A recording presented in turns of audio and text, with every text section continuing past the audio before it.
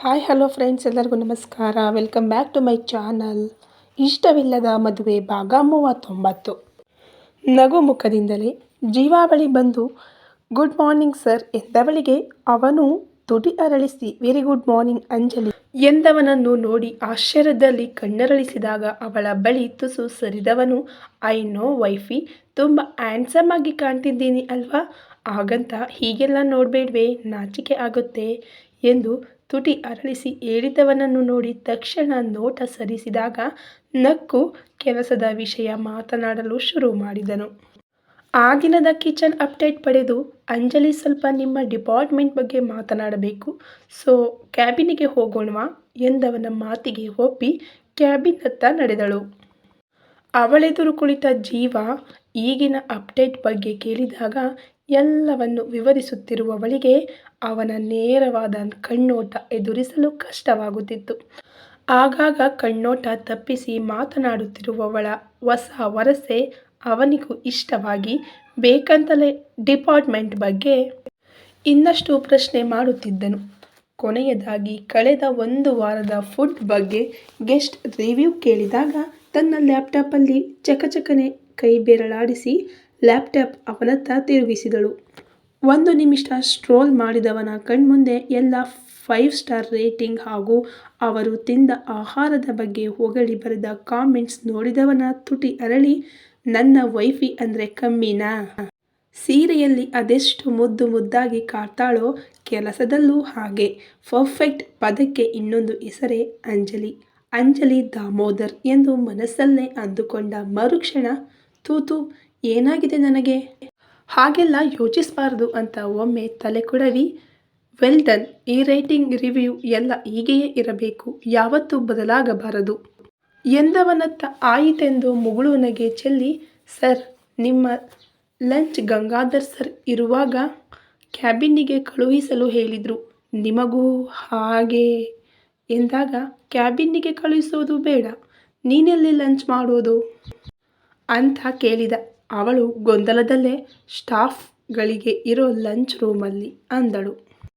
Okay, ಇವತ್ತಿನಿಂದ ನಾನು ನಿನ್ನ ಜೊತೆ ಅಲ್ಲೇ ಊಟ ಮಾಡ್ತೀನಿ, ನೀನು ಊಟಕ್ಕೆ ಹೋಗುವ ಮೊದಲು ನನಗೆ ಕಾಲ್ ಔರ್ ಮೆಸೇಜ್ ಮಾಡು ಎಂದು ಮೈ ಮುರಿಯುತ್ತಾ ಹೇಳಿ ಎದ್ದವನನ್ನು ಕಣ್ಣು ಮುಚ್ಚದೆ ನೋಡುತ್ತಿದ್ದವಳು ಅವನು ತನ್ನನ್ನು ಗಮನಿಸುತ್ತಿದ್ದಾನೆ ಎಂದು ತಿಳಿದಾಗ ಲ್ಯಾಪ್ಟಾಪ್ ತನ್ನತ್ತ ತಿರುಗಿಸಿ ಅದರೊಳಗೆ ಮುಖ ಹುದುಗಿಸಿದವಳ ವರಸೆಗೆ ನಕ್ಕು, ಹೇಗೂ ನಿನ್ನೆ ಡ್ಯಾಡ್ ನಾವಿಬ್ಬರು ಮದುವೆಯಾಗುತ್ತಿರುವುದನ್ನು ಎಲ್ಲರ ಎದುರು ಅನೌನ್ಸ್ ಮಾಡಿದ್ದಾರೆ, ಸೊ ಇನ್ಮೇಲೆ ಇಲ್ಲಿ ನನ್ನ ಊಟ ತಿಂಡಿಯೆಲ್ಲ ನಿನ್ನ ಜೊತೆ ವೈಫಿ.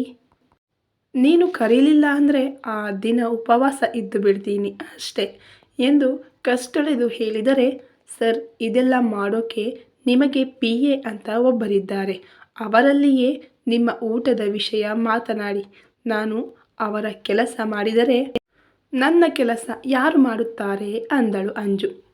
ವೈಫಿ, ಈಗಷ್ಟೇ ನಾನು ಹೇಳಿದ್ದನ್ನು ನೀನು ಮರೆತಂತಿದೆ, ನೀನು ನನ್ನ ಹೆಂಡತಿ, ಗಂಡನಿಗೆ ಜಸ್ಟ್ ಒಂದು ಲಂಚ್ ಅರೇಂಜ್ ಮಾಡೋಕ್ಕೆ ನಿನ್ನಿಂದ ಆಗೋಲ್ವಾ ಎಂದು ಕಣ್ಣು ಹೊಡೆದು ಕೇಳಿದನು. ಆಗಲ್ಲ ಸರ್, ಹೆಂಡತಿ ಅಂತ ನಿಮ್ಮ PA ಕೆಲಸ ನಾನು ಮಾಡೋಕ್ಕೆ ಆಗುತ್ತಾ? ಹಾಗೆಯೇ ಅಲ್ಲಿ ನಾರ್ಮಲ್ ಊಟ ಇರೋದು, ಸ್ಪೆಷಲ್ ಏನೂ ಇರೋಲ್ಲ. ಅಲ್ಲದೆ ಸ್ಟಾಫ್ ಜೊತೆ ನೀವು ಕೂತು ಊಟ ಮಾಡೋದು ಸರಿಯಾಗಿರೋಲ್ಲ. ನಿಮಗೆ ಊಟಕ್ಕೆ ಏನು ಬೇಕು ಹೇಳಿದರೆ ಅದನ್ನೇ ಮಾಡಿ ನಿಮ್ಮ ಕ್ಯಾಬಿನ್ನಿಗೆ ಕಳುಹಿಸುತ್ತೇನೆ ಎಂದು ಅಳುಕುತ್ತಲೇ ಮಾತನಾಡಿದವಳನ್ನು ಏನೋ ಅದ್ಭುತ ಎನ್ನುವಂತೆ ಒಂದೆರಡು ಕ್ಷಣ ದಿಟ್ಟಿಸಿ, ಅಂಜಲಿ ಆರ್ ಯು ಓಕೆ ಅಂದ ಅವನ ಪ್ರಶ್ನೆಗೆ ಗೊಂದಲದಲ್ಲಿ, yes sir I am okay, ಯಾಕೆ ಕೇಳಿದ್ರಿ ಅಂದಳು.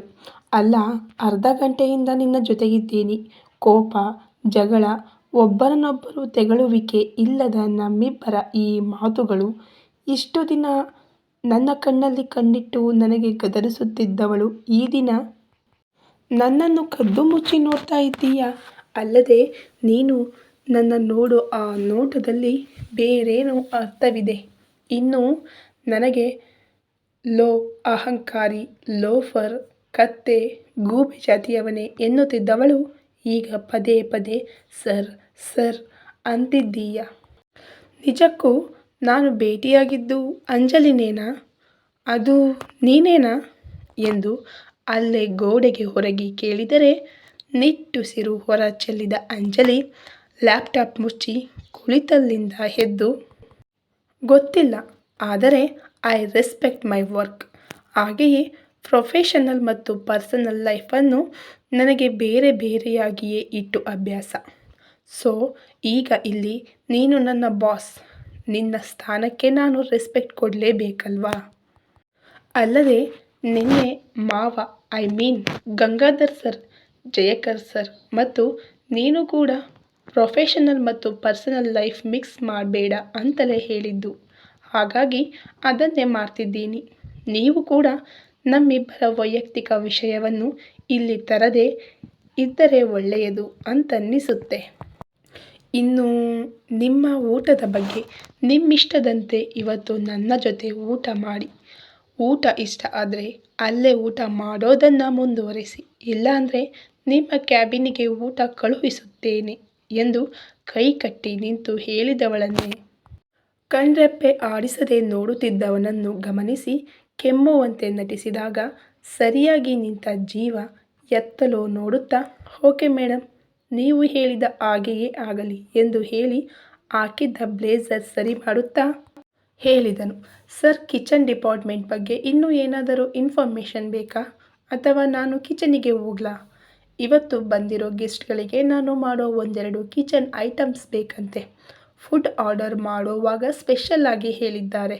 ಸೊ ಕ್ಯಾನ್ ಐ ಎಂದು ಮೊಬೈಲ್ ಡ್ರಾಯರ್ ಒಳಗಡೆ ಹಾಕಿ ಅಲ್ಲಿಂದ ಹೋಗಲು ತಯಾರಾದವಳ ಎದುರು ಬಂದವನು, ವೆಯ್ಟ್, ನಿನ್ನ ಡಿಪಾರ್ಟ್ಮೆಂಟ್ ಬಗ್ಗೆ ಯಾವ ಇನ್ಫಾರ್ಮೇಷನ್ ಬೇಡ, ಆದರೆ ನಾನು ಆಗ ಕೇಳಿದ ಒಂದು ಪ್ರಶ್ನೆಗೆ ನನಗೆ ಉತ್ತರ ಸಿಕ್ಕಿಲ್ಲ ಅಂತ ಅಂದಾಗ ಅವನಿಂದ ಒಂದೆರಡು ಹೆಜ್ಜೆ ಹಿಂದೆ ಸರಿದು, ಯಾವ ಪ್ರಶ್ನೆ?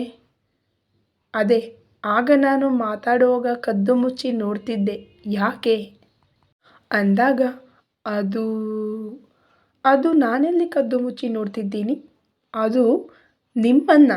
ಇಲ್ಲ ಸರ್ ಎಂದು ತೊದಲಿದವಳ ವರಸೆಗೆ ನಕ್ಕವನು ಅವಳ ತೀರ ಸನಿಹ ಹೋಗಿ, ಯಾವಾಗ ಹೇಗೆ ನೋಡಿದೆ ಅಂತ ಹೇಳಲಾ ಎಂದು ಉಬ್ಬು ಆರಿಸಿ ಕೇಳಿದಾಗ, ನೀವು ಕೂಡ ಈಗ ನಾನು ಮಾತಾಡುವಾಗ ನನ್ನ ಕಣ್ಣು ಬಾಯಿ ಬಿಟ್ಟು ನೋಡ್ತಿದ್ರಿ. ನಾನು ಕೆಮ್ಮಿದ್ದಕ್ಕೆ ನೀವು ನನ್ನ ನೋಡೋದನ್ನು ನಿಲ್ಲಿಸಿದ್ದು. ಇದಕ್ಕೆ ನಾನೇನಾದರೂ ಅಂದೆನಾ ಎಂದು ಅವಳು ಉಬ್ಬು ಆರಿಸಿ ಕೇಳಿದಾಗ ತೀರ ಸನಿಹ ಇದ್ದವಳ ನಡುವನ್ನು ಬಳಸಿ ತನ್ನತ್ತ ಎಳೆದುಕೊಂಡವನು ಅವಳ ಕಣ್ಣಲ್ಲಿ ಕಣ್ಣಿಟ್ಟು, ದಟ್ ಮೀನ್ಸ್ ನಾನು ನಿನ್ನ ಮೇಲೆ ಕಣ್ಣಿಟ್ಟಂತೆ ನೀನು ಕೂಡ ನನ್ನ ಮೇಲೆ ಕಣ್ಣಿಟ್ಟಿದ್ದೀಯಾ? So sweet wifey. ಯಾಕೋ ಇಬ್ಬರಲ್ಲೂ ಆದ ಈ ಬದಲಾವಣೆ ಇಷ್ಟ ಆಗ್ತಿದೆ ಎಂದರೆ ಅವನ ಸನಿಹಕ್ಕೆ ಅವಳ ಹೃದಯ ಬಡಿತ ಏರುಪೇರಾಗಿತ್ತು. ಅಲ್ಲದೆ ತೀರ ಸನಿಹ ನಿಂತವನ ಕಣ್ಣೋಟ ಎದುರಿಸಲಾಗದೆ ತಲೆ ತಗ್ಗಿಸಿ ನಿಧಾನಕ್ಕೆ ಅವನಿಂದ ದೂರ ಸರಿದು, ನನಗೆ ಕೆಲಸವಿದೆ ಎಂದು ಮರುಕ್ಷಣ ಅಲ್ಲಿಂದ ಓಡಿದರೆ ನಿಂತಲ್ಲೇ ಕ್ಷಣಕಾಲ ಕಣ್ಮುಚ್ಚಿದವನ ಮನ ನವಿರಾಗಿ ಕಂಪಿಸುತ್ತಿತ್ತು. ನಾಸಿಕದ ಪಕ್ಕವೇ ಹಾದು ಹೋದ ಅವಳ ಪರ್ಫ್ಯೂಮ್ ಘಮಕ್ಕೆ ಒಮ್ಮೆ ತಿರುಗಿ ಅವಳು ಹೋದ ಕಡೆಯೇ ನೋಡುತ್ತಾ, ವಾಟ್ಸ್ ರಾಂಗ್ ವಿತ್ ಯು ಜೀವ, ಏನಾಗ್ತಿದೆ ನಿನಗೆ? ನೀನು ಅಂಜಲಿ ಜೊತೆ? ಓ ಗಾಡ್ ಎಂದು ಬಡಬಡಿಸುತ್ತಿರುವ ಮೊಬೈಲ್ ರಿಂಗಾದಾಗ ವಾಸ್ತವಕ್ಕೆ ಬಂದು ಕರೆ ಸ್ವೀಕರಿಸಿ ಅಲ್ಲಿಂದ ಹೊರ ನಡೆದನು. ಕಿಚನತ್ತ ನಡೆಯುತ್ತಿದ್ದವಳ ಕೈಯ ಮುಷ್ಟಿಯಲ್ಲಿ ಅವಳುಟ್ಟಿದ್ದ ಸೀರೆಯ ಸೆರಗು ಮುದ್ದೆಯಾಗಿ ನಲುಗುತ್ತಿದ್ದರೆ ಜೀವ ಎದುರಿಗೆ ಅವಳು ವರ್ತಿಸಿದ ರೀತಿಗೆ, ಅವನು ಮಾಡಿದ ಅವಮಾನ, ಅಂದಿದ್ದ ಮಾತುಗಳು, ನಿದ್ದೆಗೆಡಿಸಿದ ದಿನಗಳನ್ನೆಲ್ಲ ಇಷ್ಟು ಬೇಗ ಮರೆತು ಬಿಟ್ಟೆಯಾ ಅಂಜಲಿ ಎಂದವಳ ಬುದ್ಧಿ ಛೀಮಾರಿ ಹಾಕುತ್ತಿದ್ದರೆ ಮರೆಯದೆ ಪದೇ ಪದೇ ಆಗಿ ಹೋದದ್ದನ್ನು ನೆನಪಿಸಿಕೊಂಡು ಅವನ ಬಳಿ ಇನ್ನಷ್ಟು ಜಗಳವಾಡಿ ಇರುವ ಸ್ವಲ್ಪ ನೆಮ್ಮದಿಯನ್ನು ಕಳೆದುಕೊಳ್ಳಬೇಕಾ? ಈಗಿನ ನಮ್ಮಿಬ್ಬರ ನಡುವಿನ ವರ್ತನೆ ನೋಡಿದರೆ ನಮ್ಮೆಲ್ಲ ಜಗಳ ಕೋಪವನ್ನು ಮರೆಯುವುದೇ ಒಳ್ಳೆಯದು. ಇಷ್ಟು ದಿನ ಅದೆಷ್ಟು ಜಗಳ ಆಡಿದರೂ ಅದರ ಪರಿಣಾಮ ಬೀಳುತ್ತಿದ್ದದ್ದು ನಮ್ಮಿಬ್ಬರ ಮೇಲೆ ಮಾತ್ರ. ಇನ್ಮುಂದೆ ನಮ್ಮ ಜಗಳ ಆದರೆ ಇದರ ಕೆಟ್ಟ ಪರಿಣಾಮ ನಮ್ಮೆರಡು ಫ್ಯಾಮಿಲಿಯ ಮೇಲೆ ಬೀಳುತ್ತೆ. ಆಗಲೇ ಅವರೆಲ್ಲ ತುಂಬ ನೊಂದಿದ್ದಾರೆ. ಪುನಃ ನಮ್ಮಿಂದಾಗಿ ನೋ ಎನ್ನುತ್ತಾ ಮನಸ್ಸು ಹೇಳಿದರೆ ಅದೇನೇ ಆಗಲಿ ಇನ್ಮುಂದೆ ಜೀವ ಜೊತೆ ಹೀಗೆಯೇ ಆದಷ್ಟು ತಾಳ್ಮೆಯಿಂದ ವರ್ತಿಸಬೇಕು ಎನ್ನುವ ದೃಢ ನಿರ್ಧಾರ ಅಂಜಲಿ ಮಾಡಿದ್ದಳು.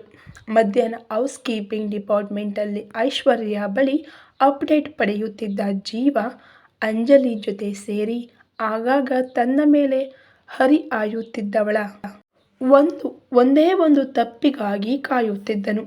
ಆದರೆ ಅವಳಿಂದ ಆ ಡಿಪಾರ್ಟ್ಮೆಂಟಲ್ಲಿ ಆದ ಬದಲಾವಣೆಗಳನ್ನು ನೋಡಿ ಹುಬ್ಬೇರಿಸಿ ಜಾತ್ರೆ ತರಹ ಡ್ರೆಸ್ ಮಾಡೋದು ಬಿಟ್ಟರೆ ಮೇಡಮ್ ಬ್ರೈನ್ ಸಖತ್ತಾಗಿ ವರ್ಕ್ ಮಾಡುತ್ತೆ.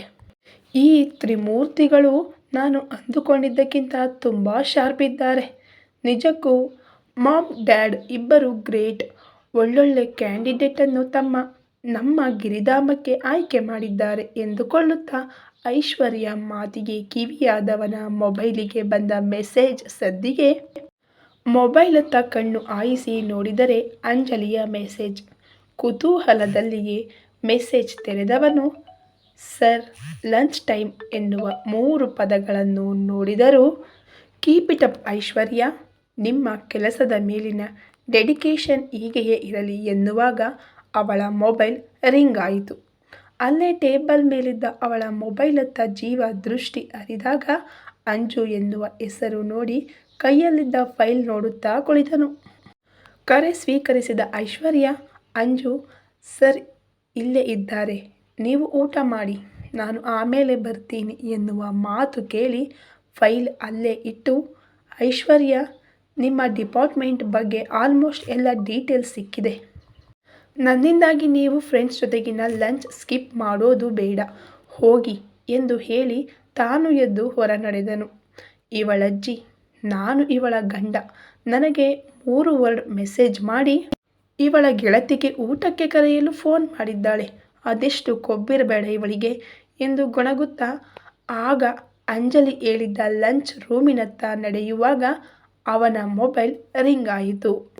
ಕೋಪದಲ್ಲೇ ಮೊಬೈಲ್ ತೆಗೆದು ನೋಡಿದವನಿಗೆ ಅಲ್ಲಿನ ಹೆಸರು ನೋಡಿದ ಕೂಡಲೇ ತುಟಿ ಅರಳಿತ್ತು.